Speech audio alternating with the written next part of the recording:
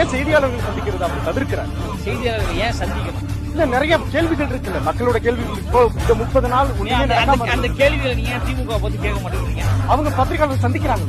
எத்தனை பேர் கேட்டீங்க? கொடுக்குறாங்க. எத்தனை பேர் கரூர் விவகாரம் தொடர்பாக எத்தனை கேள்விகள் ஐயா ஸ்டாலின் அவர்களை பார்த்து நீங்க கேள்வி எல்லா மீடியாவும் கேட்டிருக்காங்க.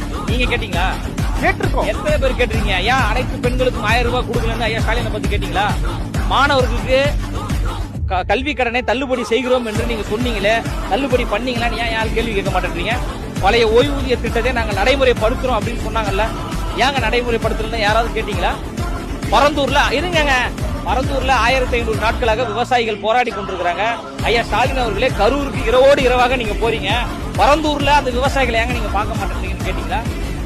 அஜித்குமார் காவல்துறையால் அடித்து படுகொலை செய்யப்பட்ட அஜித்குமாருடைய வீட்டுக்கு ஐயா ஸ்டாலின் அவர்களை ஏங்க போல அப்படின்னு நீங்க கேள்வி கேட்டீங்களா? ஆட்சியில் இருக்கின்ற ஆட்சியாளர்களை பார்த்து கேள்வி கேட்பதாங்க துணிச்சலே.